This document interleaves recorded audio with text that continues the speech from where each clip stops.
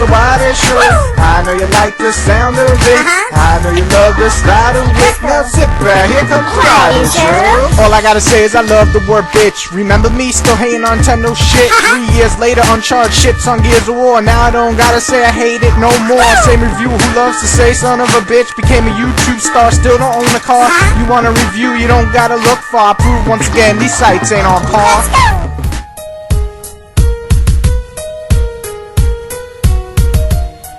We shoot, blah blah blah blah, whatever the hell the armies are named, are all at war again. You know what? There are 100 Dynasty Warriors. If I really have to go over the story again, it's a bunch of goddamn armies fighting each other. That is the story of Dynasty Warriors. Who gives a shit anymore about the story of Dynasty Warriors?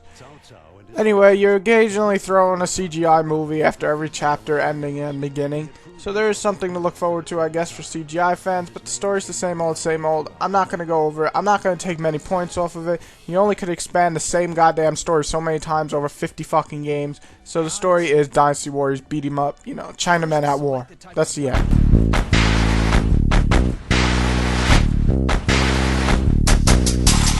So this is a port of the PSP game, and the graphics do show that they are outdated, definitely on the next-gen console.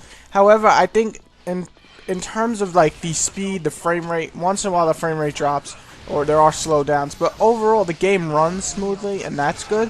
And not to mention that with all the electricity going on, flying, dashing, and Super Saiyan attacks, everything looks pretty good. Yeah, it is outdated. Yes, the animations can use some work and so on, but it's not really that bad, and the effects in this game are a step above what most Dynasty Warriors were trying to do lately, so I'll give it that. I mean, they're not on Dynasty Warriors Gundam level, but they aren't terrible that they'll make your eyes bleed.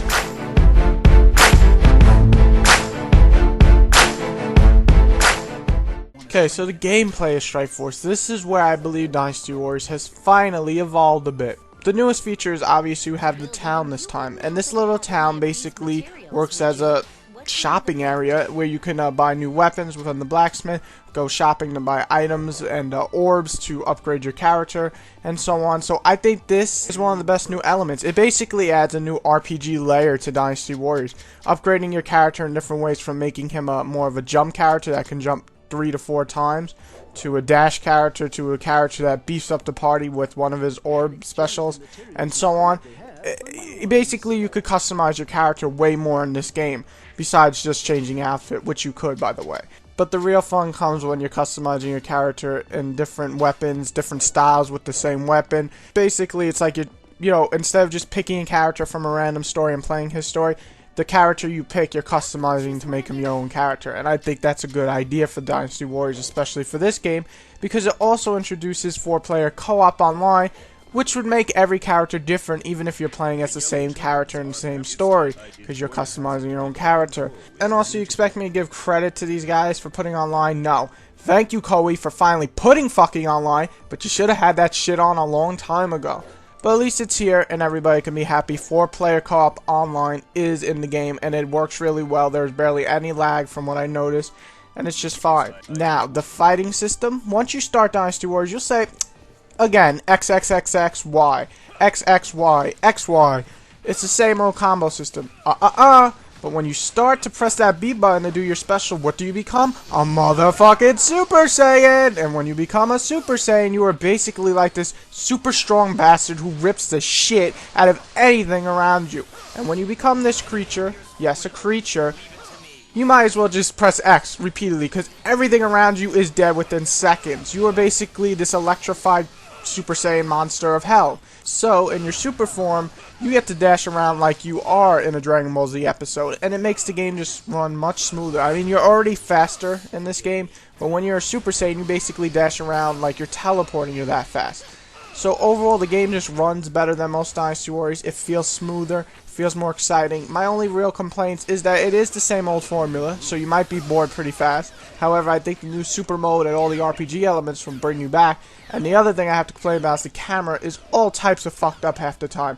Luckily, there's a lock-on system, so when you're fighting in bosses, isn't a problem. However, when you're fighting regular enemies and you don't want to lock on and repeatedly beat the shit out of that enemy because you can still hit him after he's dead, you won't want to lock on, you'll just want to hit everybody, but at the same time the camera sometimes goes to the side, you can't see what's in front of you. This has always been a problem with Dynasty Warriors, but it's not game breaking. However, it is a problem, and it is repetitive because this is Dynasty Warriors. But the new features definitely bring it up, and it feels like the series has evolved a bit. So thank God for that.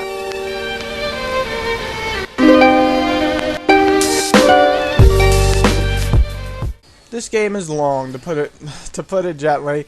I went online with Slasher yesterday, and we played maybe 3 hours. And guess how much we have done in our game? 4.4% done in missions. Yes, that's it, my friends. 4.4% done. 4.4 out of 100, if you don't know how to do math. That is a lot of shit to do. And we played 3 hours, plus an hour before that. So the game is very long, has plenty of side missions, has plenty of main mission, plenty of customizable things for your character. The game just feels faster, better, more exciting. The missions actually vary in this game. I know. Don't die on me. Don't have a heart attack, Dynasty Warriors fans. I know. There's a little difference in every mission. I know. I can't believe it. The game basically feels like an RPG loot system has been implanted, and it works really well for this game, especially with the 4-player co-op. You'll want to go online and collect different things and upgrade your character in different ways.